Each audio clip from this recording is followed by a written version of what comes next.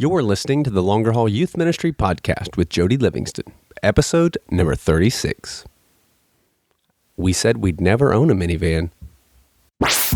Welcome to the Longer Haul Youth Ministry Podcast, helping you survive and thrive in youth ministry. And now your host, Jody Livingston. Well, hey, everybody. Welcome to the show today. Thanks for tuning in and listening. Wherever you are and wherever this finds you, thanks for making this podcast today a part of your day. If you are checking out the podcast for the first time, thanks for checking it out. Welcome.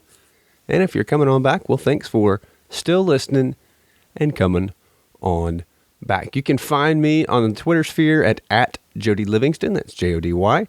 And of course, over on the Facebook at The Longer Haul. All of the links, all of the resources mentioned in today's episode, you can find over at the show notes page at thelongerhaul.com/episode 036. That's thelongerhaul.com/episode 036. Great interview today. Very important topic, one very near and dear to my heart as we talk about longevity. So you're going to want to stick around and listen for sure, especially towards the end. We're giving away some free stuff. And so be sure to listen all the way to the end and find out how to win some free stuff there at the end of the interview. It's kind of a long episode, but it's a really, really good one. So I hope you'll stick around and listen all the way through. Make sure to head over to the show notes page. Check out all of the cool stuff we're going to leave for you there. And as always, if you're finding the podcast helpful, man, please head over to iTunes and Stitcher and write and leave a review there for the podcast. Helps tremendously with the rankings so other youth pastors and youth workers can find the podcast. Thank you so much to everybody who's already done that. A bunch of you guys have done that, and I appreciate it very, very much. It's super encouraging to me. It lets me know that you're actually finding some value here, that you're finding it helpful. And so I appreciate you taking the time to do that. In particular, iTunes, you can head over to thelongerhaul.com/iTunes, and you can write and leave that review right there. So, like I said, great episode talking about longevity today. What does that mean? What is it? What do we really need to have that within our ministries? What are some principles and underlying things there that we must have and must do? Some expectations off of the front end, especially there we're going to talk about. So really, really good stuff here today with youth ministry veteran Chris Trent. So with all that said, we'll jump in here to today's interview. Here is Chris Trent. Well, hey, Chris, welcome to the show. Thanks for coming on today and chatting a little bit about longevity. Obviously, a huge heartbeat of mine and burden for me as, you know, the blog and the podcast. Really, the whole focus for me is to encourage guys to stay put and to invest and to do it well and to really be able to not just kind of survive where they are, but really have a ministry that they love, they're thriving in, and one that they don't want to leave, kind of creating that. So I'm excited to have you on today, especially in light of the new book you have coming out. Just some great wisdom, and we'll get to that for sure. So why don't you go ahead and tell everybody a little bit about yourself and a little bit kind of about your journey in youth ministry thus far. That's great. Well, man, thanks for having me. It's awesome to be on a podcast. I've never been on a podcast. This is my first podcast ever. Here you go. It's a good one to start at. Yeah, that's great. Perfect. Yeah. I'm Chris, and I'm a middle school pastor currently. I've been a middle school pastor working with 6th, 7th, and 8th graders now for a little over 11 years, and that's what I do now. I've got a great family. Got a son that's in 9th grade, so I've had that situation where my kids have come through my youth group now, and I've got a 6th grade daughter also. They're both awesome. And yeah, so I'm a product of mentoring. I'm a product of a youth pastor.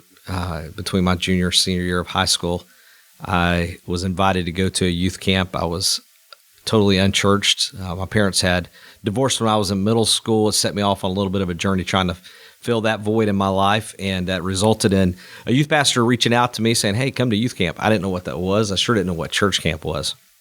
So I went to Centrifuge up at Ridgecrest, North Carolina, and trusted Christ there that week, and really set me on a journey a totally unexpected journey, but it wasn't long at all. I mean, within that year that I started feeling that that desire to do youth ministry, like as a career, and my youth pastor continued to play a large role in that and helped me to go to college, even though I wasn't really college material at the time, and helped me to get to college, and eventually led to me going off to school out in Texas with my wife once we got married. So I spent about 11 years out there in Texas. Love Texas, but And now you're an author. yeah, I know. Yeah, right. And now I've written a book, which is crazy. Yeah. Some of my teachers from high school would be like, "What? Yeah, wait a minute. That's not the same. Wait guy. a second. What happened there?" Nobody So, asked me.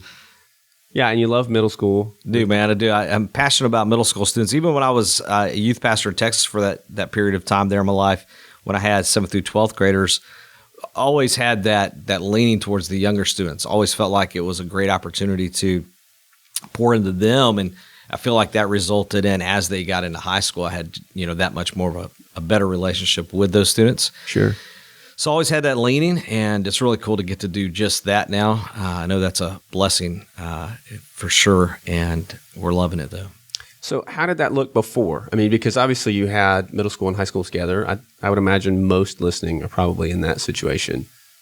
How do you deal with that? Like as a balance, as far as, because I tell youth pastors a lot, especially when they're new to where they are, like minister to the high school kids when you first get there for sure, but pour into and invest heavily in the middle school students because they're going to be your high school students later. That's going to be your youth group as you stay put and build that culture. But how do you manage that balance between middle school? Because they're two different animals. Yeah. Well, I think we could do a whole podcast on that. So if you'll have me back, we'll just do a middle We can school do that. talk. We can do that. Because I no joke, I think we could spend a lot of time talking about how to balance that when you have middle school and high school in the same group. The quick version is I typically say, as much as possible, try to split them. Yeah. But don't overdo that, because depending on the size of your group and what your resources are and what your volunteers are, all that's going to impact that, no doubt. So you don't want to make an unwise decision and go in there guns a-blazing and just say, hey, middle school and high school We're splitting, yeah. split completely now. Well, that may not work depending on where you are. But if there are little things you can do to allow middle schoolers to play like middle schoolers. I was just this past Wednesday night standing in our Wednesday night worship with just 6th, 7th, and 8th graders, and I was watching one of the 6th grade girls dancing during worship, and I thought, man, if high schoolers were in here, there's no way she'd be doing that. She'd feel intimidated. And so any type of little moments like that, I think, is huge. Yeah, and I think you can do that with 2 or 3. You take 2 or 3 middle school. Hey, we're going to go. Oh yeah, go to the movie. We're going to go, bowling. We're going to go. Well, let's them be them, and also, the high schoolers, they want to be them too. Yeah, they want to be them too. Yeah, that's good. That's good. Sorry, side note. No, it's all right. Let's talk about that later. Yeah, something I always think about. So there's a whole lot in the book, man. I appreciate. I love that it is very practical. I love that. I love that it's very principle based for sure. I think anybody listening could pick the book up and read it and find it helpful, regardless of their context, whether you are a volunteer or whether you are bivocational, quad vocational, whatever that looks like for you, or whether you're full time, and whether that means that you're full time overseeing middle school and high school, whether you're just exclusive to one or the other, or you're just kind of the catch-all person where you even have children's ministry, youth ministry, and the college students who don't really go away. I think the principles found. Yeah, I've been there too. Just to be like, I've lived that. I lived that a majority of my full time ministry, career or whatever. I mean, has been where I was not just the youth pastor, but also the building and grounds guy. Yeah. So on any given Sunday, I'm on top of the roof with an AC guy. They make you that because they know you're going to be breaking it. That and the transportation. I was always in charge of the church van. Having to clean it up and stuff. So yeah. I've lived that too. I think that's it's like it's funny all the things that you end up doing.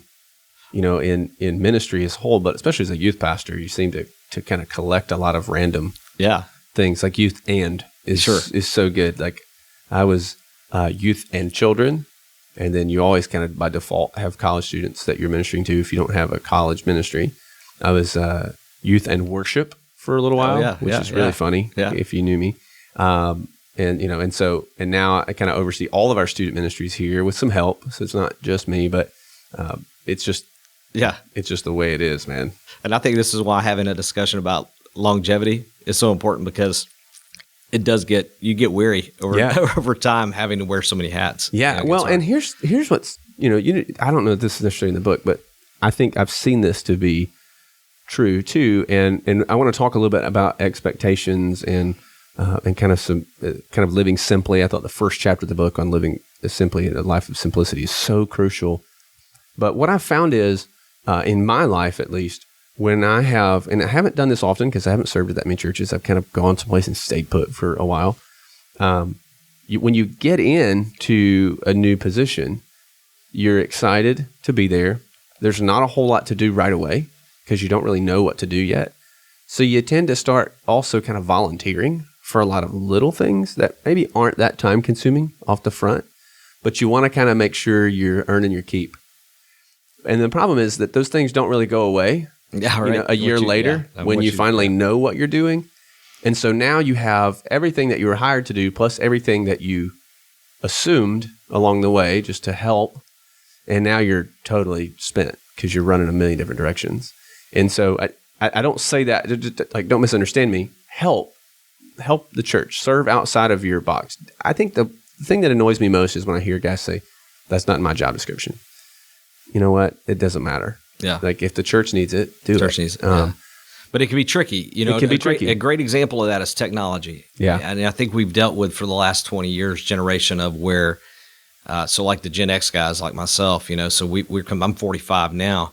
So as we were coming through, I was sort of the natural one on the staff that knew the most about technology. And so I would pick up some of those responsibilities of, website type things and, social media type things and all those.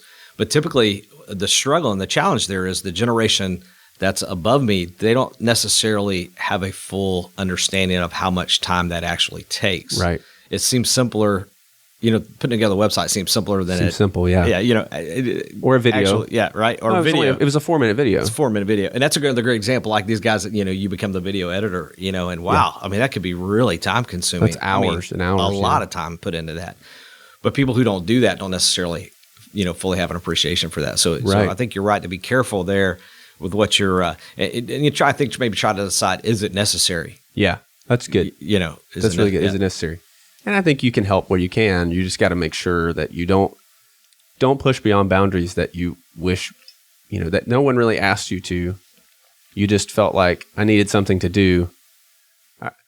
Don't volunteer to do the church website just because. Yeah. You know what I mean? Yeah. Like, you don't like it, I can do this. It won't take me long. Yeah, because right. then you're going to be the guy maintaining it. Yes.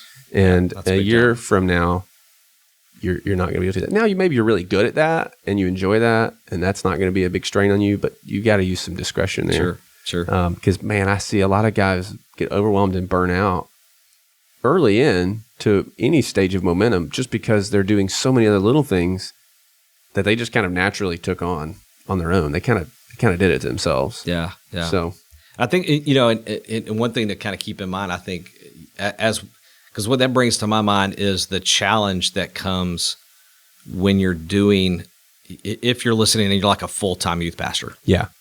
And you find these moments in ministry where, Wendy and I, my wife Wendy, we would always say it this way, like there would be weeks where I would come home and go, man, it's been 2 weeks since I've done youth ministry. Right.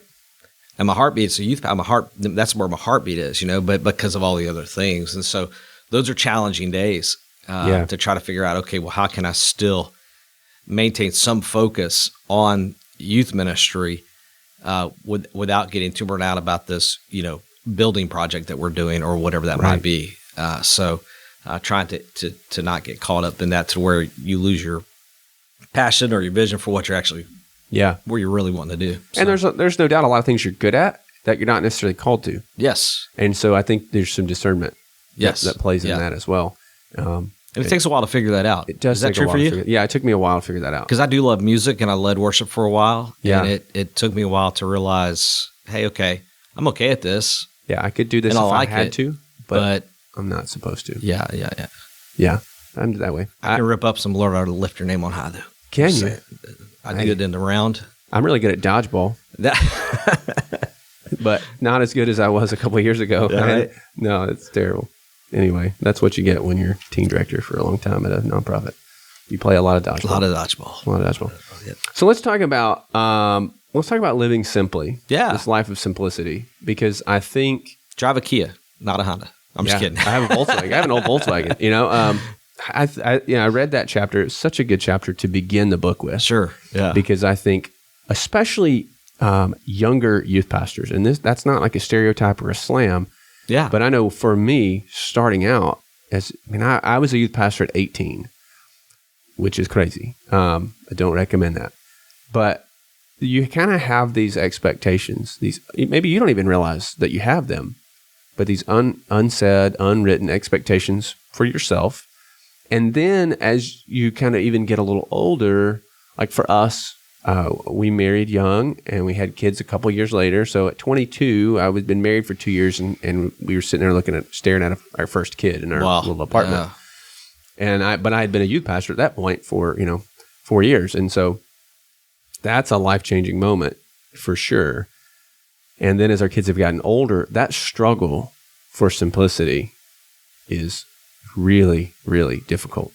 And even now, like my wife and I had a conversation about a month and a half ago that said, we are running ourselves crazy. Like we have got to find a way to simplify what we're doing right now in this season of our life. Because we've hit, that baby now is middle school, older middle schooler. Our other kid, we got 4 kids, so 3 more coming right behind her. And things aren't necessarily on their own going to slow down. Sure. And so the importance of that, what is that? How does that play out? What does that look like? And, Yeah. What's interesting is here's what's going through my mind right now, because simplicity is so important, I think, for a youth pastor to figure out. But it's not just about money. Right. And what you were talking about wasn't so much money. Right. I mean, some of it is, but some of it's time. Yeah. And I think all those things are super important. And I think the tricky part about simplicity for me was it's not as important when you're 25 as it is when you're 30, 35, 40, 45.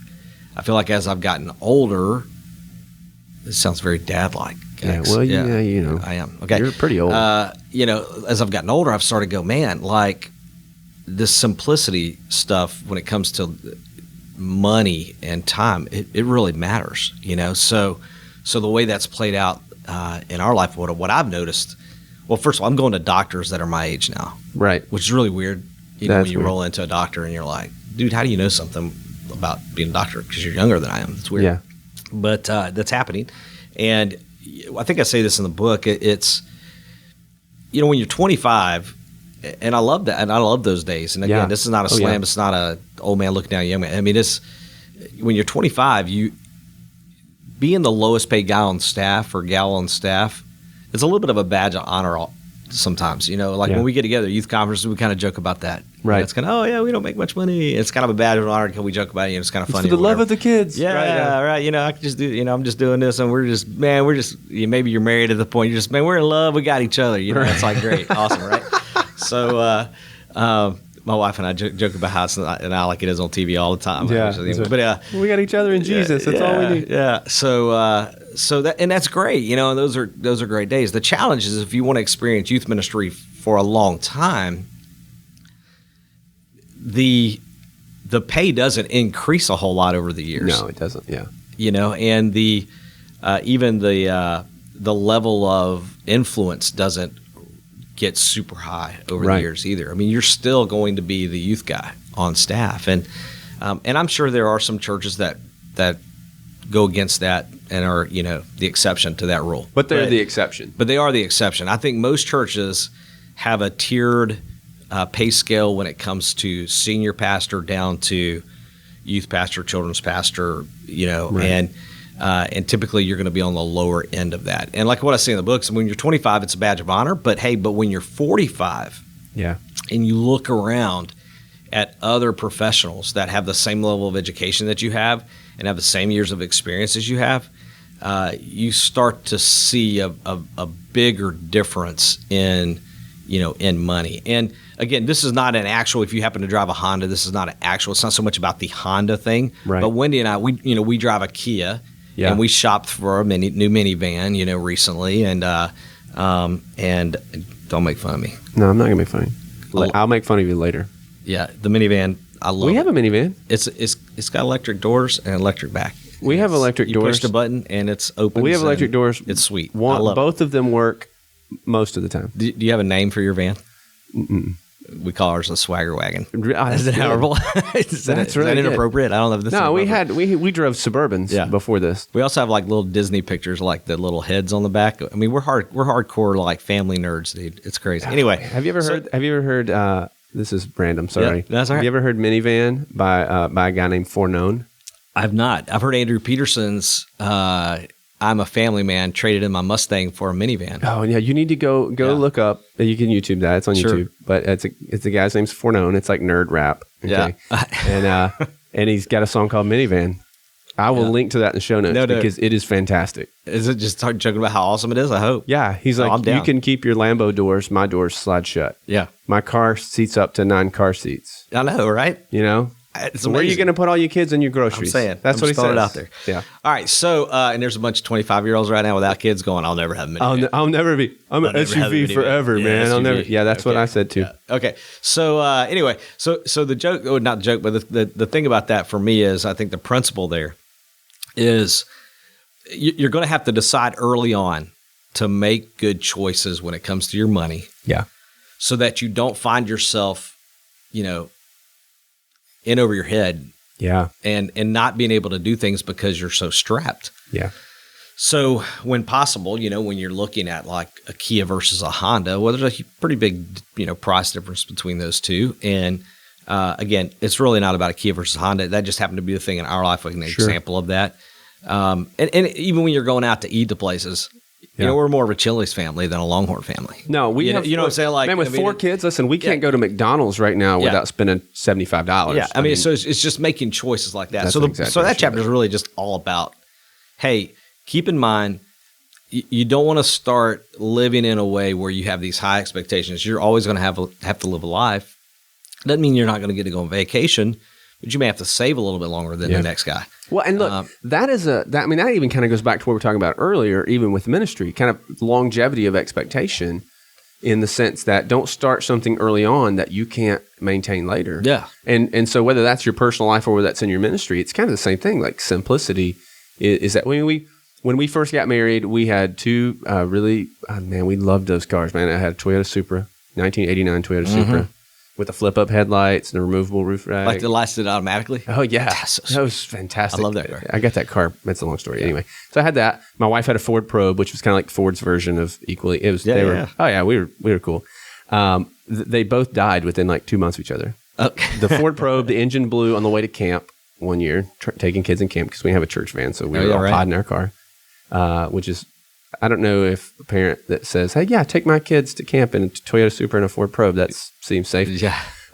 So that engine blew there on the highway in the middle of the interstate, and then like a couple months later, the Supra dies, and so we were in trouble. Well, we had no credit, we had no real savings to put towards a car. We were living in like this cheap little 2-bedroom apartment. We could not buy a used car. Yes. Could not buy a used car, but we could get a new car. Yes. So we went to the dealership, and I said, they were trying to show us all these cars, and I said, no, I want to see the cheapest car you have on the lot. Yes. And they showed it to us. And it was a Toyota Echo, which nobody even knows what those are. God. It was like this 4-door egg-looking thing. It didn't have power locks. It didn't have a clock in it. Okay, Yeah. It had nothing. It had nothing in it. And we had to have that car, and it was the only car we had for a long time. I mean, we were a one car. Even once we didn't get rid of that car until we had our 3rd kid, and that was because we couldn't fit. And and by that point we had paid the car off, and so we sold that car and paid cash for a used Suburban, older Suburban. We've always bought, and from that's the only new car we've ever owned. In fact, and so I mean, we drive a 2003 Honda minivan right now. It's the newest car we've ever owned. Yeah. And it's good for us because I would rather drive a used car than pay a car payment. Yeah. And that's just me.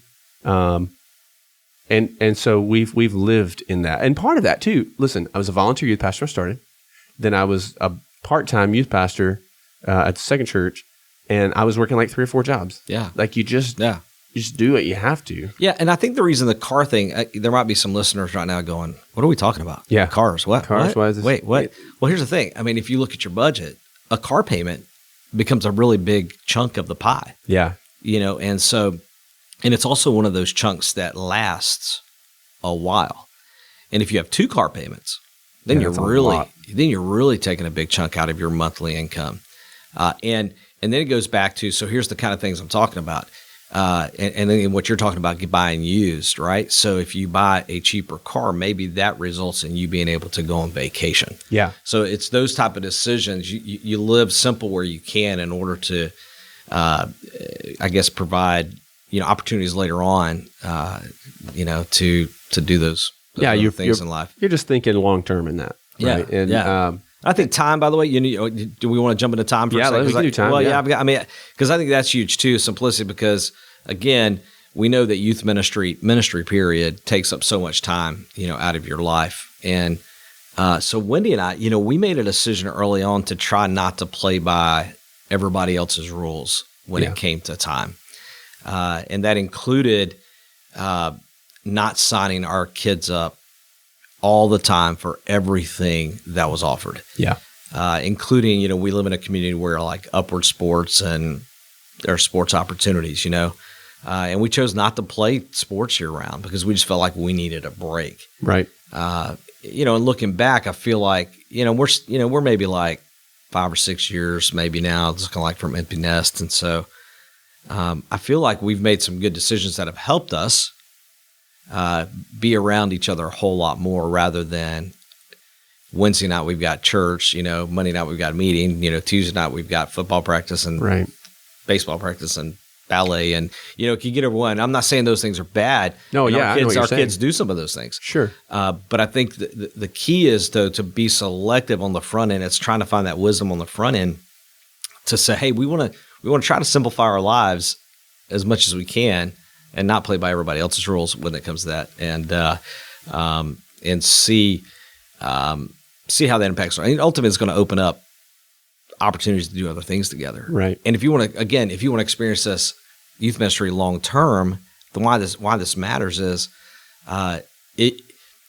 you can't keep living at a pace where you just don't have time to get downtime together. No, you're right. Because ministry is exhausting. Ministry is exhausting. So if you add to that everybody else, what everybody else does. And so over time, and this is why I feel like, and I do talk about this because I feel like this is a huge thing for me. I feel like I don't have any data to show this. It's just more of an observation. But I feel like most youth pastors, that when I see them exit youth ministry, it's around those toddler years. Yeah. And those children years when they have their own kids and stuff. And I think what happens there is, again, you just start getting pulled in so many directions. So what I'm proposing is this idea is, hey, I'd like to do this long term. Well, if I want to do this long term, I'm going to have to make decisions to help me get there. So that means I want to have to live a life that's simple at times in order to allow room, to be healthy, in my mind, my heart, and, my life. So that's kind of the thinking there. Well, and I think too, it's really important to keep in mind, and I don't know, you tell me what you think about this, but we talk a lot about the fact that what we do in ministry is an immense calling on our life, and it is a calling that is extremely rewarding at times, is extremely discouraging at times, and very difficult at times, but for the most part, we really love what we do. Great joy in that, but it's a sacrifice. Yeah. And I think, I can't remember the passage, I'm totally blanking right now, but when the temple is kind of being built and they're calling and asking folks to come give it, David says, I will not give to the Lord something that costs me nothing. Sure. And I think for us and for our life, man, there are just a lot of things in our life that if we're going to be faithful to our calling and be used of the Lord to the extent that he desires us to be, we have to be reminded that serving the Lord is a sacrifice. Yes. And that's not some lame humility or I think that is a real spiritual and biblical principle that we often forget. Yes.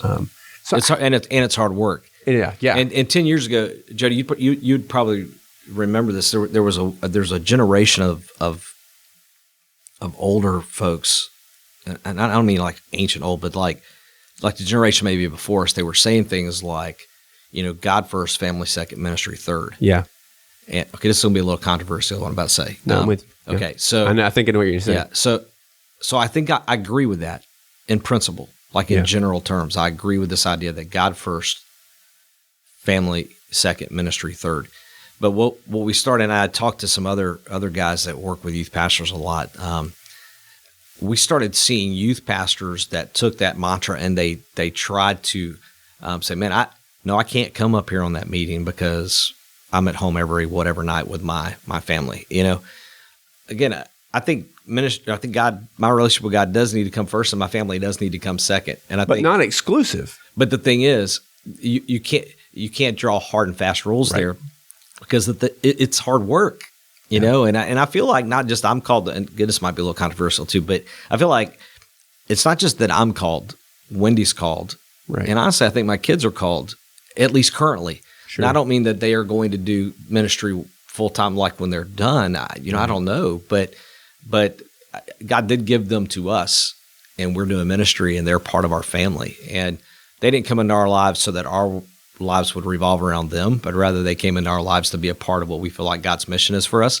And at times that means we're doing ministry, and we're not taking vacation. Rather, we're on youth camp, And so, but the key, we talk about this in the family chapter, because if you read the book, you'll see that I am very, very family. Man, family's it for me, man. I love my family, but they're a part of the ministry, and they're a part of this, and we do this together. And so, I think we could overdo that whole. Yeah, I agree. Yeah. I totally agree with that. And I think so much is made of balance. My wife actually came on the podcast, and we talked about this, balancing family and ministry. And one of the things that we talked about is there's no such thing. Sure. There's no such thing. If you are trying to figure out how to balance your family and your ministry and your personal relationship, there is no such thing. Sure. That, and what we have always said for us is, let's not worry about balance. Let's worry about health. Yes. There are seasons in our life and throughout the year where our family is going to need a whole lot more of our time and a whole lot more of our attention than our ministry does. And there are seasons of our life where our ministry needs a whole lot more time and attention than our family does. And that's not throwing the other away and completely neglecting it. Sure. But where I am in life, if my ministry falls apart and fails, that crushes my family. Oh gosh, yeah. And if my family falls apart, there's no doubt that crushes my ministry. Yes. So they both have to work together. Yeah. And it's not one or the other, this one before that one. And that starts when you're 25, keep in mind. Absolutely. If you are 25 years old and not you married. don't have kids. Right. Or even if you are single.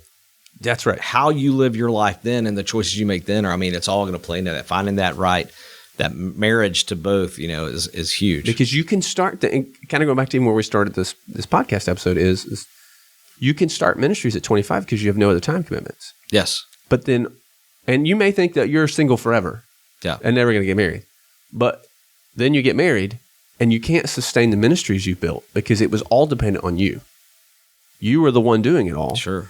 And you were gone 4 or 5 nights a week and you didn't care. Yeah. But now you can't be because you have a wife and other responsibilities. And so the church, though, still has this expectation of what they've had.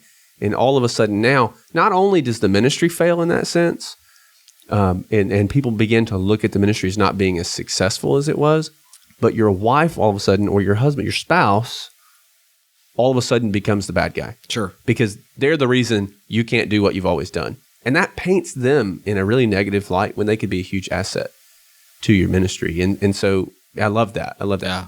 Let's talk about family and ministry. Yeah. How do you, because I think those two things, we talk about simplicity and we talk about family, those tie together really, really closely. How do you deal with that as a parent to your kids who are looking around and seeing other kids with everything and doing all these things? How do you communicate that on a consistent basis so that your kids don't become bitter towards the ministry, towards the church, and they continue to love the church. They understand that they're a part of the ministry. How do you handle that? You mean from a? I just threw a whole lot at you. No, like are you talking from how do you is simplicity in there as well? Felt like you were a little bit. Yeah, I mean, this is the whole thing. Like, how do we teach our kids that living simply is not that the church, we're poor because we don't make a lot. Yeah. Well, I think this is what I think.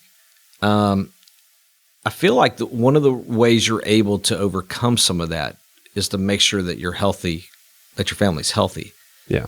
And it might seem a little bit like a, postcard greeting or something like that, or, but I feel like, if your family's healthy, I don't know that your kids are going to notice that they don't have the coolest tennis shoes or the coolest, jackets or whatever. I think over time, they're not going to find their self-worth, tied to those things. But I think it also means, though, that you're going to have to make sure you're healthy when it comes to how much time you are given, how much you're engaged with them, how present you are with them in their life, and all of those things are super important. Because there are going to be moments in life where you go, yeah, we can't really afford to do that, depending on where you live, of course, and what your culture's like. I happen to live in a very affluent culture, and my kid, and to be fair, the kids that are born into that culture, they can't help where they're born. Sure, it's not like they've done something wrong because they get given new cars. But a high percentage of our kids and where I live, when they turn 16, they get a brand new car. I mean, most kids drive nicer cars than I had to, for sure. That's not a bad thing. That's not their fault. That's not anything they're doing wrong. That's just the culture they live in. But that's not going to be my kids. Right. Not because I don't think it's right, but because I just don't have the means to provide that, for them. And so I think part of it, what we've tried to do is, stay healthy, but also we've not waited until they turn 16 to tell them, oh, by the way, yeah, you're not going to get a new car. We've tried to let them know ahead of time, hey, this is the type of money we make. This is what we do. This is what we're able to do. This is what we're not able to do. Like, you could ask either one of my kids right now, my 9th grader, my 6th grader, why we drive the van we do versus, a different one. And they could explain to you why. Like, they understand that and how we've made a choice there. So I think, that part, as far as the life simplicity part, I think that's huge. Yeah, I think I talk a lot about, and I encourage youth pastors, like, don't build a ministry, build a culture, especially for longevity, like the importance of building a culture and not just a ministry. And I think you have to do the same in your family. You really, in some ways, you build a culture. I mean, I was taking my daughter to school this morning early because she decided to tell me last minute that she needed to go early. And so we picked up one of her friends and we're driving. And I'm just being a total goofball, trying my best to embarrass her. And yeah, because that's what we do. That's what you do when you have a middle schooler. And she's just laughing. She thinks it's hilarious. It's really hard to embarrass her at this point. And I said, gosh, you're so lucky you have such a cool dad. Yeah, right. And this isn't me being arrogant, but like, her friends, they love coming to our house. Yeah. They love coming to our house. And it's not they're coming for me. That's would be creepy. Yeah. But they love coming to our house because it's fun. Yeah, fun matters. And because we actually talk to them. Sure. And, and I think we just have that environment in our family. Yeah. And you're right. I mean, ministry for us is a family deal. I mean, our kids, when they're little, they're the mascot. Yeah. Like, my kids have been going to summer camp since they were 6 months old. Sure. Like, they have always... Yeah, and I talk about that a lot, and that's huge to me. Yeah. So I had my pastor, Bob Dean. He still lives in Dallas, and he was he told me early on. He said that he wanted his kids to grow up loving the church. Yes. And then he told me how. And he wanted to make sure his kids understood. The example that he gave me was, he said, there are going to be times where you're up here on Monday night for church visitation. And you're going to leave and your kids are going to be tugging at your leg saying, don't go. And he said, but there are also times where being in ministry will allow you to do things that some normal businessmen or businesswomen can't do. Getting to go eat lunch with them or maybe going to see a school play or those type of things. And he said he wanted to always make sure his kids knew that. that they understood that part. The other thing I heard, Doug Fields, I was at a National Youth Workers Convention, I think it was, or either Assembly, I'm not sure which one it was, but Doug was talking, and Doug, like I know Doug. Doug. You know, Doug. my friend Doug you're both Fields. authors now. You've both written that's real books. funny. And Yeah, so anyway, I've met him. He's great. He's a nice guy, but I don't know that he knows me. But anyway, so I think he listens to this podcast. Does he? No. That'd be amazing. If out of this he ends up calling you or something, Hey, if that'd you be know awesome. Doug, share this podcast with him. Yeah, Tell him, hey, you were mentioned. So anyway, what was I saying? Oh, Doug. So he said this is what he said. I'm telling you, this rocked mine and Wendy's world. Yeah. She was there. I mean, this really changes because our kids were a year or two from coming into our youth ministry. How old are your kids? My oldest is in 7th grade. 7th grade. Okay. So we're, Yeah, and I you're know the living that. conversation you're about to say. Yeah, you're living this. Okay. So he said, and I was really mad when he first said it. I'm not gonna lie. Yeah. Because I'm kind of a principled guy, and it went against some of our principle. He said he wanted his kids to love the church, and one of the ways he wanted to accomplish that was unapologetically. His kids always had the best small group leaders, the best house for their small group, the best rooms at camp, all these type of things. But Yeah. and I thought, well, that's not fair. That's not fair. Yeah. What about the other kids? Yeah, right. And so that was my first instinct, just because, again, I'm principled like that, and I have to sometimes make myself, wait a second, what? But Wendy and I really wrestled, and we talked about that, and we're like, you know what? We want that to be true for our kids. So I can tell you now, unapologetically, Yeah. my kids. No They may offense or- to the other. No, no offense at all, but they may or may not find out like their D now home Yeah. before anybody else does. Sure. And they know who they and if you're a total goober kid in my group, there's a chance that you're not going to be in my kid's small group, Right. Because I don't want you messing with my kid. So Yeah. I mean, it's Oh, yeah. it's that type of stuff. And but not only that, he talks about the other thing he said was my kids. I think this is huge. This is huge. My kids never have to wait in line to talk to me, Yeah. and That's hard.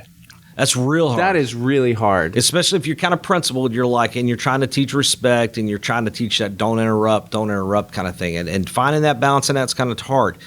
But here's the thing, like, and I don't mean that. I don't think it means literally that they can just walk up to you and interrupt rudely. That's Right. not what we're proposing here, But that your kid can walk up beside you while you're having a conversation with somebody else, and the polite part comes with them not interrupting, but they're standing there, and they need to talk to you. Yeah. And that you ask the person you're talking to hold on 1 second, and you put on your dad hat for a minute. Right. It's hard, but I think over time what that does is that helps our kids to know, yes, this is what I do for a living. Yes, I have responsibilities. We all have these, but you matter more. Yeah. So when I heard him say that again, Wendy and I just wrestled, and we've tried our best, to adopt that. And last night, my daughter and I, Abby, man, we were at daddy-daughter dance, and there were hundreds of dads and moms there, or dads and daughters there at this thing. And I know all these folks, because I work at the church. And so it was interesting because I try to really focus on her and not get in conversations with dads, Yeah. in that moment, because I wanted her to know you matter than all these people that are wanting to say hi to me or whatever kind of stuff, Right. And it's not a celebrity thing. It's just if you work at the church, people want to talk to you. And they're going to ask you. And they're going to ask you, hey, about Sunday, Yeah. And I mean, we're doing this interview face to face. Yes. Which is not Sure. the way I normally do this, but it's cool. Some new stuff allows us to do this. And I've been interrupted several times this morning Sure. just trying to get the stuff set up. Oh, yeah. And it's my day off. And it's your day off. But we're doing it at the church because it's the Yeah. biggest place. And that's just Sure. That's just life. Yeah. So yeah, I love that. So how do we include our family Yeah. practically? What does that look like? Yeah. So again, I want to admit up front, I know this isn't always easy, but I think to not end up bailing whenever you have toddlers in your house, you're going to have to work hard at including your wife and kids, or your spouse and kids, because there are girl youth pastors, for sure. And you're gonna have to work hard at that. And I think part of that is, the practical part is you having a conversation with whoever you work for in advance to make sure they are okay with spending that budget money on your kids coming to camp, Right. And you have to paint a vision there for them. Why is your wife going to come to camp with your 3-year-old son? Right. she's not going to be able to be a small group leader. Why are you bringing her? Well, I think there are lots of reasons why you should bring her. And I think one of the most practical is it does set a wonderful example for other kids in the group about what family's supposed to look like. I think that's huge. I think you can paint that as as a vision for your church to give them the reasons why you're going to spend that money. But I think the other part is, even though Wendy's role changed drastically. Yeah, because it does. Yeah, like you should just have her on here, man. She could. I mean, that moment in ministry for Wendy, whenever she became a mom, and she was formerly that youth pastor's wife that she was called to youth ministry too. She loved it. She helped me do signups and she helped talk to parents. And she was just doing number one everything. Volunteer, man. I mean, we did it together. And all of a sudden, she couldn't do that anymore. You talk about impact and longevity. I mean, that's a really hard moment for us. Yeah, we dealt with that same thing. Yeah, and her role changed drastically. And here's where it really gets hard. I'm curious if this happened to you. So first camp, you roll in. You're the youth pastor. You've got X number of kids. You get off the bus, and what is your job? You're a youth pastor, man. You got to get all the kids to their dorms and signed in and all that stuff. But you look over there, and there's your wife with a pack and play, 2 suitcases, diaper bag, food for the week, all of those things, and she's on the second floor. Yeah. Oh, by the way, the elevator's broke. Right. What do you do? I mean, dude, that's hard. That's a hard moment right there, and so. And I talk about that in the book a little bit as well, like, trying to figure out moments like that and learn, okay, first of all, not trying not to get caught off guard by that and being prepared for that. And I'm so thankful for those younger guys, like those leader students in my group that would help me with those moments. Like I would, George Jacobus comes to mind. I mean, he was one of the first guys that helped me. He was one of my high school guys that was a leader. He's now a college minister in College Station, Texas. But he, he was great to go put his stuff down. So, hey, George, can you help Wendy? Yeah. And he would help her get her luggage to the while I did youth pastor duty. But those were hard days. But I think, anyway, all that, so you've got to work at keeping them involved, because over time, I feel like it helps. I mean, I feel like my family, they love what we do. And I think one of the reasons why is I include them in all of it. And it's hard work. It doesn't mean it's not easy. It's just because it's not. And it's still, I mean, we've been doing this a long time. Sure. So, 17 years. This is 17 years that we've been doing this. We've had kids for all but 4 years of that. And still, my wife goes to camp with us every year. Now, there's been years early on, there was no budget. Yeah. So we knew camp was coming, and we had to start saving early. And you paid for your wife to go? And we had to. Wow. If she was going to go, we had to pay for it. And listen, that was a huge sacrifice for us. Yeah. I mean, I cannot even tell you. And there were years where it's like, man, I don't know that we're going to be able to afford this even. That's tough. But it was important. It was important for us, important for me. But this is just a little asterisk here. Yeah. This is where, if you're listening right now, this is the moment. When you interview for your next church. Yeah. This goes on that list of things you might want to ask. Yeah. You know what I'm saying? No, I'm with you. Yeah. What is their policy? How are they going to feel? Like, let's say you are 25 and you think you're going to have kids in a couple years. It wouldn't be a horrible idea to have a conversation with your church to say that you're interviewing for, hey, let's talk about family. Yeah. How are you going to feel about me taking my kids with me? My kids, look, I'm still going to be doing my job and working and everything, but I just want them to experience it's healthy and it's healthy for the church, and all that. But having that conversation early. And being able to interrupt you. No, you're good. And I think when you say that, you need to be able to kind of lay out the importance of that. Not just like, I want to go on vacation. Like, because everybody thinks we go to camp, it's vacation, right? Sure. Oh, how was your week off? Yeah. Right. Well, let me judo chop you in the throat real quick. I've been, week off. And so, but being able to say, listen, I want a job like my wife. Can I tell you what my wife does? This is like a shameless plug, but also the kind of job she has. Because I make fun of her now. Yeah. So a year and a half ago, she started working for Disney. Yeah, that's nice. Which is nice. And she does Disney travel. YellowShoeTravel.com. That's the plug. But, in all seriousness. I'll put a link in the show notes. Yeah, do it. That'd be amazing. No, she's awesome, man. She's incredible. Wendy. But anyway, she is right now, literally, and I just got a text from her. I'm not answering it. But you're in so much trouble. She is in South Florida about to get on a cruise ship with her and the 2 other ladies she works with, because they're going on a Disney cruise for work.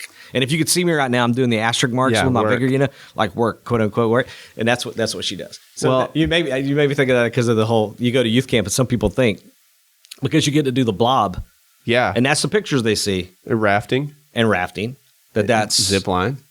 because you don't post pictures of, 3 in the dude, if morning. you don't get in your bed Right and go now. to sleep, you're Yeah. dead, Yeah. So- I'm going to duct tape you to a tree. yeah, right.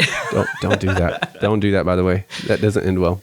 Yeah, I've got duct tape stories. Not that I know. I can't. Not tell that them I on know. Podcast. They're Not that I know. Yeah. Yeah. So I think, but being able, all that to say, like being able to communicate why that's important for your family and being, because I do think that some will hear that when you're asking that and immediately think that you're just wanting to bring your family along on a free trip. Yeah. And so being able to speak beyond that, listen, I want my kids to love the church and not be bitter at it because dad's always gone. And even say it. I think it'd be okay. What if we created a culture of youth pastors that communicated to senior pastors and deacons or what's the group of the committee, like the not nominating committee, what's the committee, the search committee, Yeah, right? search committee, Like, personnel if, folks. If we whatever had it youth is. pastors saying, hey, I want to do this for a long time. Yeah. I want to experience longevity. I want to do this for a long time. But let me paint a picture for you of what I think it's going to take for me to do that. Yeah. And that one of the things, I'm going to need to include my family. Yeah. And being able to do that humbly. And I think, Yeah. I mean, gosh, it sounds like we're just I'm slamming my former younger self because I was super arrogant punk Yeah. at 18 Sure. as a youth pastor. I was an expert at everything. Yeah. I was an expert at parenting until I became one, expert at marriage until I was married, and not in that order. But, I knew everything. Looking back now, where I am in ministry and life now, I think I can sit down and have that conversation and do it very humbly. And I think that's really important. Sure. I think that's very important. And look, it may not be a possibility. And it may not be. You may Yeah. be in a situation where it's just not feasible or financially possible, or your spouse may be working. And not every trip we're talking about qualifies for this. No, my wife does not go on every trip. We're going on a ski right? trip. So pick your battles wisely. That's right. And let's be honest, going to play laser tag Doesn't count. may not count. Right. I mean because that is a difference. That's different than going to camp. Ski trip Yeah. may not count. Yeah. For us, sometimes they go and sometimes Yeah. they don't. This Yeah. year, they're not going.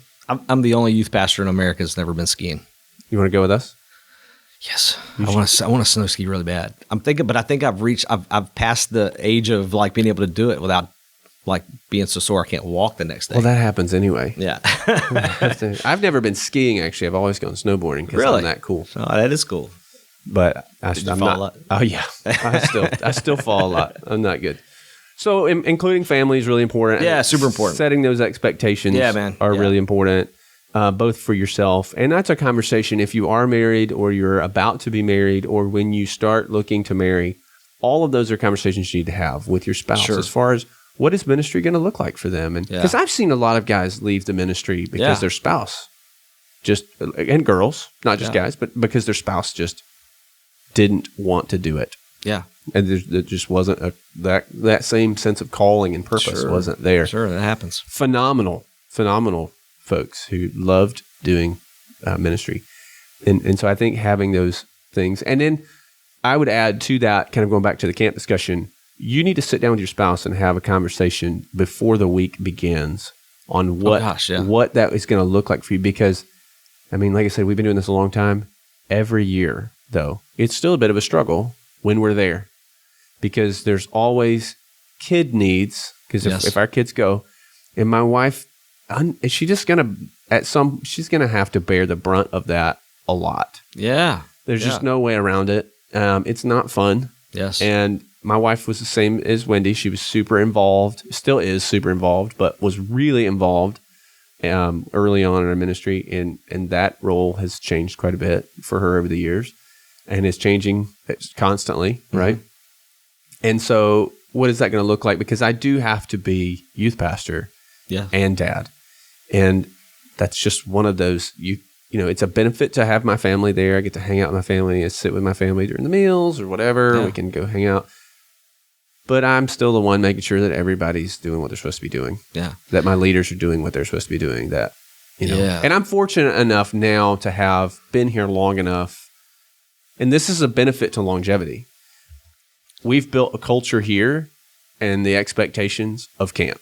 Yes. So I don't, like early on, those first couple of years, oh my goodness, you're fighting tons of battles. Mm-hmm. But now we don't have to really deal with that. Yeah. Like lights out's lights out. It kind of self-enforces for the most part. I mean, there's always those kids, right? But my leaders do a good job of helping with that.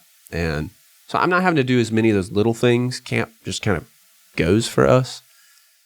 But I've been intentional from the start to build that because I knew a few years down the road I was going to desperately need that. Yeah. And so When it pays off. And it does. Listen, man, I mean, it leads to some really, if you can survive toddler years and you hit that moment where your kid's at camp with you, I mean, those are sweet, sweet moments. Yeah. You know, Oh, and, yeah, for I mean, sure.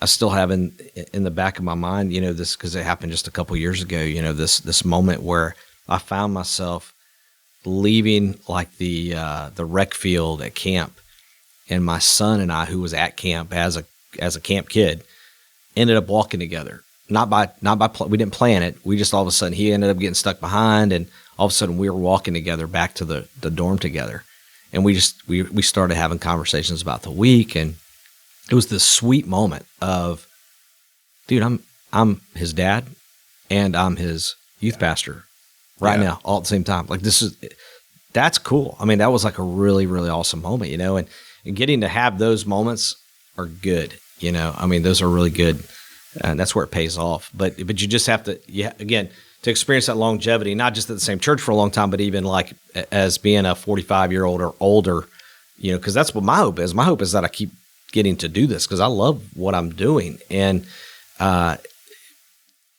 you know, you have to prepare, you know, to do it. It just doesn't. It's just not easy. And even within that conversation of boundaries in an environment like that, like, you know, we have our oldest is in our ministry, our second, it will be there really soon. I have to let my kid be my kid. Yeah. Not the youth pastor's kid at camp. Sure. And for the most part, to be honest, she totally ignores me. Yeah. Unless there are moments like you're talking about, and those are great. Yeah. But I just got to be okay with that. Yeah. You know, I got to be okay with that. And it's good. It's so good. Okay, let's talk about one more thing. I know we're still going. Yep. Let's talk about organization. Yeah. Because this is a major issue. Sure. For most youth pastors I've met and talked to. Yeah. And it is a discipline and a skill to learn, much like anything we do in life. But I think it's one that often gets kind of brushed aside and kind of made excuses for, like, well, it's just a youth pastor, you know. And we're having this conversation right now. My office is a train wreck because everybody just came in and dumped everything in my office because that's what they felt like doing. And so that's what I get to do is go and put it all where it goes instead of I have I have a mountain bike in my office right now. I don't even know what all is in my office. It was just like, oh, put it in Jody's office. Yeah. No. You'll find where it goes. Don't put it in Jody's office. Let's put it where it belongs. So, I mean, organization is important for longevity, right? Sure. Yeah. What are some practical things that you see spelling out there? Well, let's talk. I think not the better question, as in you asked the bad question. Yeah. As I'm looking at you, I'm standing in the room with you. Yeah. See, if we were doing this over. Yeah. Here's what I mean by that. Let's a question I think before that would be why does organization matter? Yeah. To longevity, like why in order to experience longevity are you going to have to figure out how to be organized and administrate well? So here's the thing, you know, and I talk about a survey Mark Matlock took like 15 years ago, you know, among all of his, you know, people that are involved in his ministry. And I mean, one of the number one complaints was how unorganized youth pastors are. Yeah. And if you go to many youth pastor gatherings at all, you start to sense that that's true. Because it's not all, but there are a lot of guys and gals, they're strong relationship people, which is awesome, but they're a little bit weak on the side of administration. So two types of longevity that you and I are kind of interchanging here. One is longevity at the same church, you know, where you stay at one church. And I've been blessed to be at two churches over the years. And And so I've experienced that type of longevity, but also longevity in being in your 40s or 50s and still being a youth pastor, right? Right. But both of those, I think the thing is, learning how to be organized matters. And you can only get by so long on well, yeah, but I'm really great at relationships. Yeah. Like that's going to be great for a couple of years, but then parents are going to start getting incredibly sick and tired of you arriving 3 hours late, from an event because you didn't take the time to plan well, Yep. or information about how to sign up not being clear, or the check-in process on the morning of camp being a disaster. Yeah, and You know, those are all things of you've those- got to think through, right? Yeah, and I get that you may not be good at that naturally. That's fine. That's totally fine. I get, and even that God's not even gifted you in that. I get that as well. But God has gifted us though all in number one, a calling. We've been called to do this, and I think part of that is we're called to do it well. Yep. Excellence, right? So core value where I work at Johnson Ferry, our pastor says, if a Fortune 500 company, they have a certain level of excellence, and let's say that, well, let's talk Chick-fil-A for a moment. If you know any Chick-fil-A people, their level of excellence, is so high. I've been blessed to go to the organization, like the actual main building, and eat lunch, like a youth pastor thing they did. I didn't get invited to that. You didn't get it? Yeah. Have you been there? No. Oh, dude, I know a people- guy. I know a guy. You know a guy? I do know a guy. I have people who Yeah. work there that Yeah. have never taken me. Dude, it's incredible. Like they get lunch every day. Like they're people, like just Chick-fil-A, like you just swim in Chick-fil-A sandwiches. But I could eat That's there awful. 7 times a day. yeah, but so anyway, we would all agree that high level of excellence, right? So what my pastor says, Bryant, he said, if they're selling chicken and they're committed to that level. Now he doesn't mean to imply that we're selling Jesus, Right. But I think it's a fair example of saying, sure. hey, we're not selling Jesus, but we are trying to point people to Jesus. And so we should be doing things with excellence, right?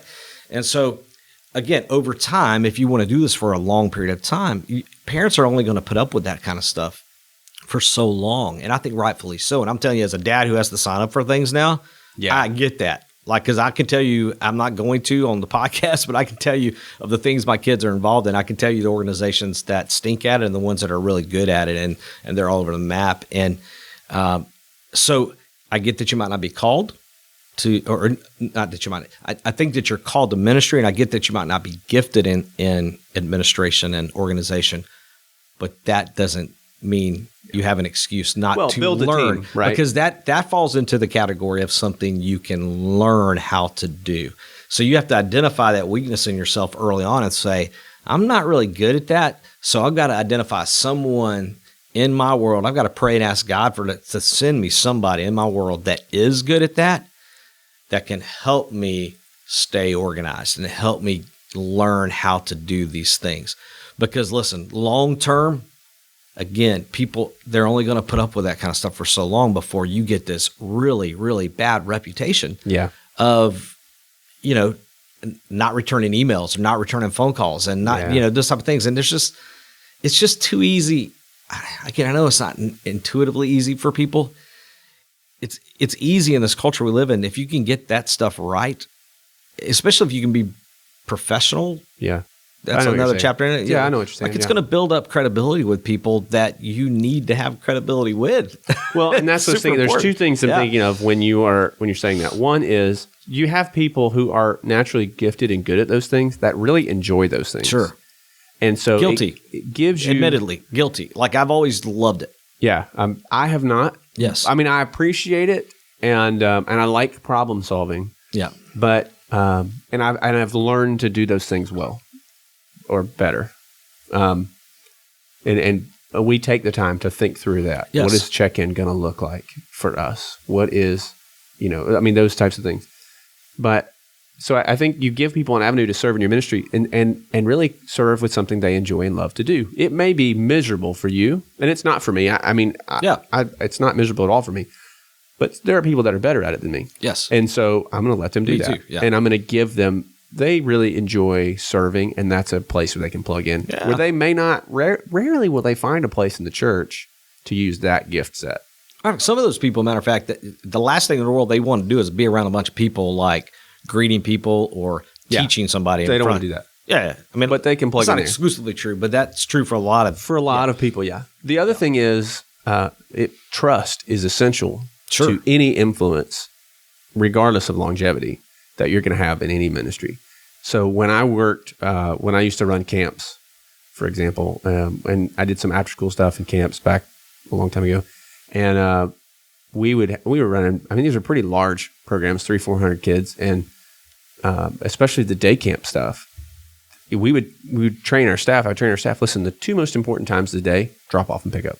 Yeah, you can screw everything up in the middle of the day, but those parents will make the judgment of you and our program and whether or not they can trust us with their kids based off of what they see and experience when they drop their kids off and when they pick them up. And listen, you're foolish if you think that's not happening in your youth ministry. Yes. Yeah, you are. Yeah, because it is. It's totally. And their perception isn't just tied to the program or the ministry or the church, although it is, but it directly ties to you as the youth pastor, youth worker, youth leader. Yes.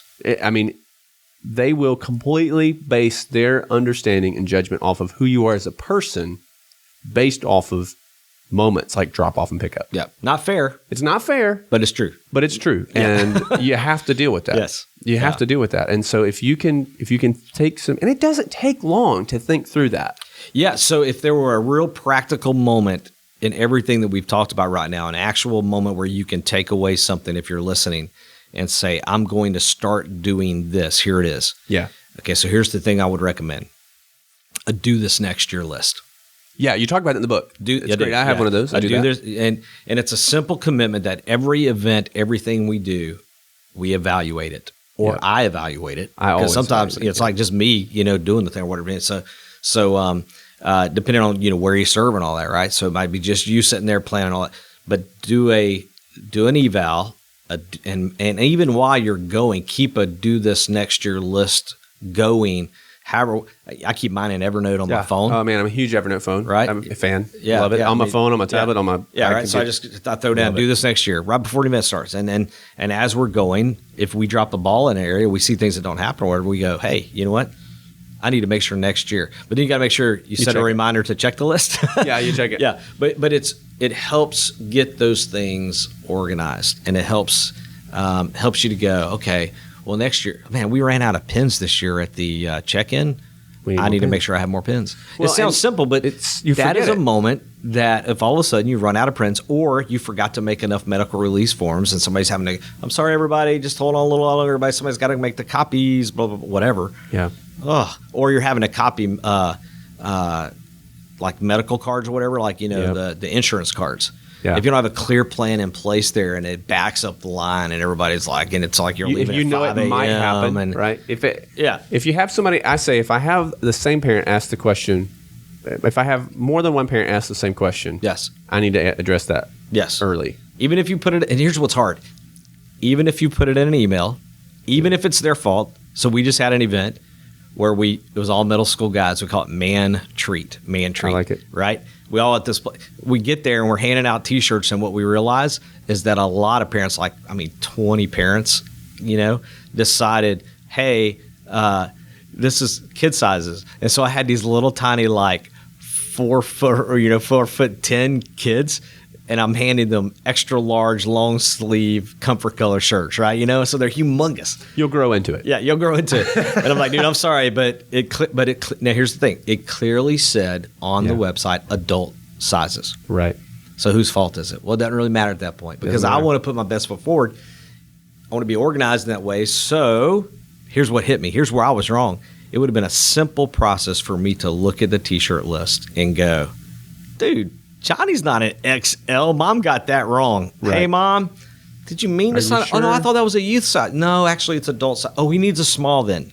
And you can have your leaders help you with stuff like that. Yeah, of course. You can find somebody to do that. There's moms or dads. No, I think that's so good. And because I find myself forgetting things from year to year. When next year, when Disciple Now rolls around, turn the page. I don't remember that. I don't remember, but in that moment, sitting in the room, I'm remembering it. Yes. So, yeah. I'm a big Evernote fan. My whole life, if Evernote decided tomorrow that it was going to cease to exist, I would be in a whole lot of trouble. Yeah.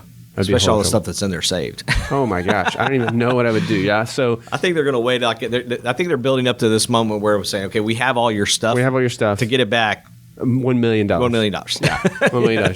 And so, I mean, if I would just say, if you don't use Evernote, you should start. Well, it's something to consider for sure. Yeah, or you at least should a way. And look maybe at if you're something. if you're a paper guy, Get in a spiral bound notebook, man.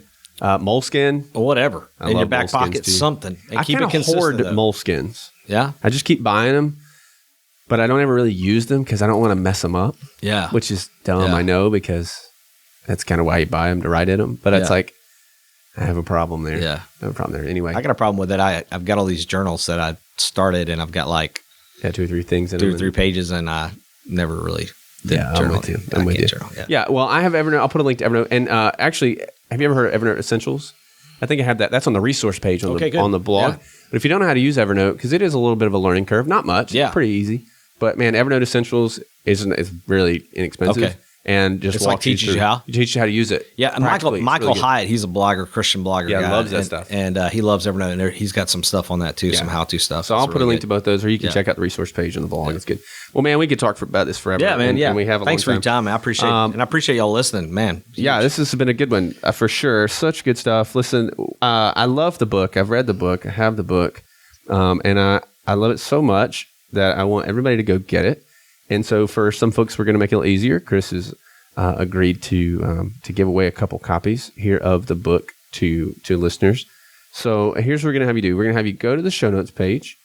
And when you get to the show notes page, you can scroll down and leave a comment there. And just share, what do you think? Something they struggle with. What do you think what is your biggest struggle when it comes to longevity? Yeah, I think that's great. That'd be good. And then you comment on there. Chris and I will watch that. We'll comment back and forth as well. And then in a couple weeks here, we'll give this away. We'll pick a couple people at random, and Yeah, I'd we'll love get that. your address, and we'll send you the book. Yeah, it's great. It's super good. I'll also put a link to the book in the show notes. So if you don't want to wait, you can just go buy it. Yeah.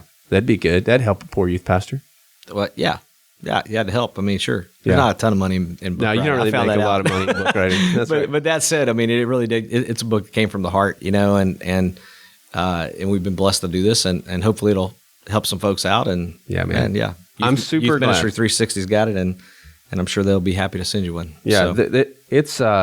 I've told you this before. I have the benefit of knowing you now for a few years, Yeah. serving kind of nearby and through some Youth Pastor Network stuff. But I'm so glad you wrote the book. I'm so grateful for it. I'm grateful that it's you that wrote it, to be honest, because I know there's practical wisdom in there. It's not. This is things that I've seen you and your ministry, and I know that this is things that you're not just telling. You live this out, and so I'm super, super grateful for it. And I really do think it'll be very, very helpful for a whole lot of folks. And listen, anybody listening right now, regardless of your circumstance or your context, there are a few books that I could say this about, but I think this is one of them. This book will help you, and you will be able to relate to this book regardless, whether you're volunteer, part-time, full-time, middle school, high school, everything.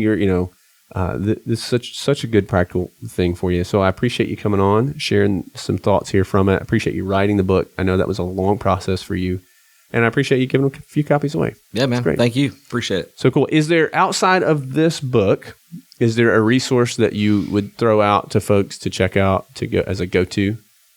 Yeah.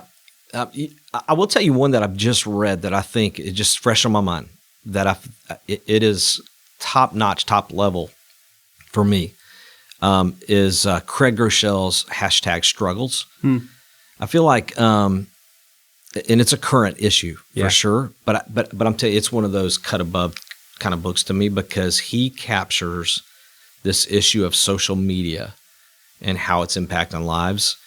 And the whole time I'm reading it, it's impacting me, it's impacting my wife, but it's also impacting the way I think of middle school kids and high school kids and the way they're struggling with social media.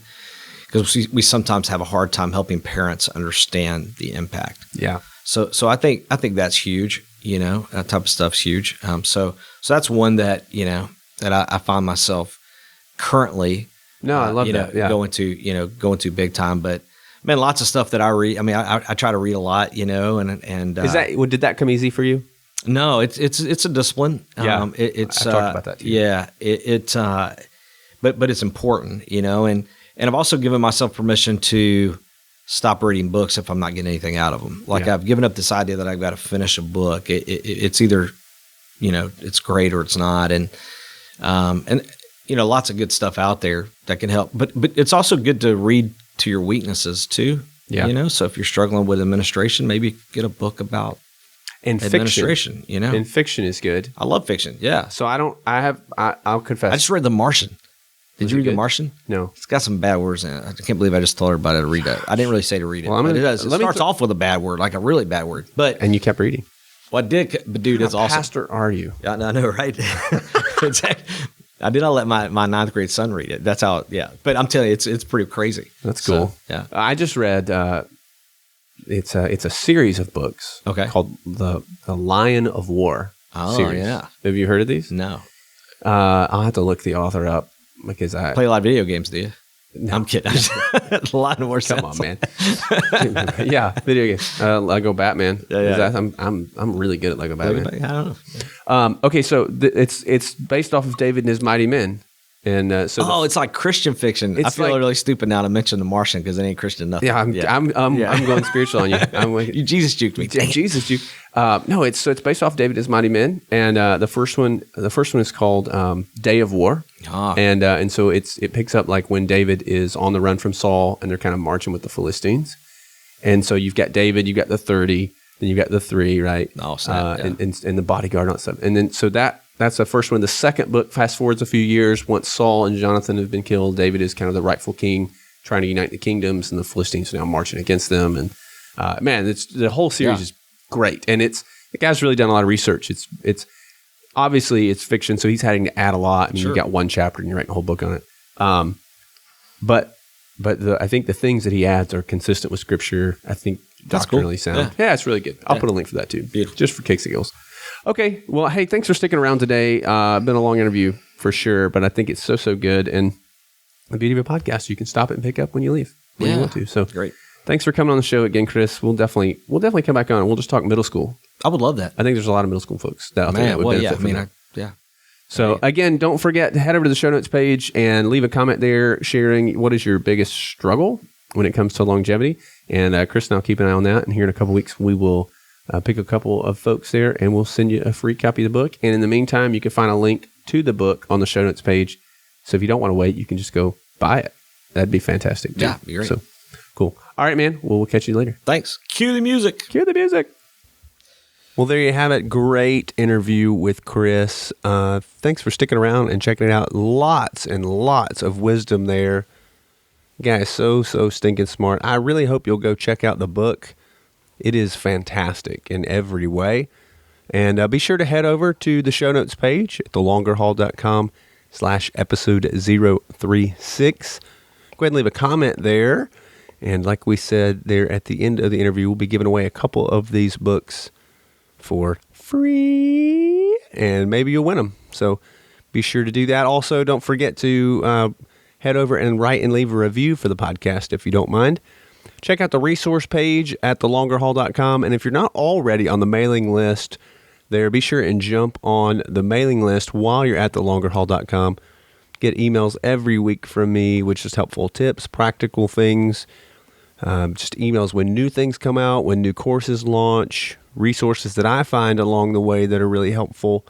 I'll also let you know about there as well. And man, that'll do it for today. Thank you so much for checking out the podcast and tuning in.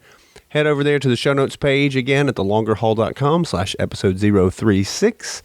Leave a comment there on your biggest struggles when it comes to longevity, and we'll give away a couple books here in a couple weeks. And so keep your eye on that. And if you're just one of those people that can't wait, or you're like me and you just never really win anything, go buy the book. There's a link there in the show notes as well. And of course, for the minivan song by Foreknown, you're going to want to check that out. So that'll do it for this week. Another episode in the books. Be sure to head over to iTunes and subscribe there so you get the episodes as they come out each and every week. And until next time, give them Jesus. Thanks for listening to the Longer Haul Youth Ministry Podcast at www.thelongerhaul.com.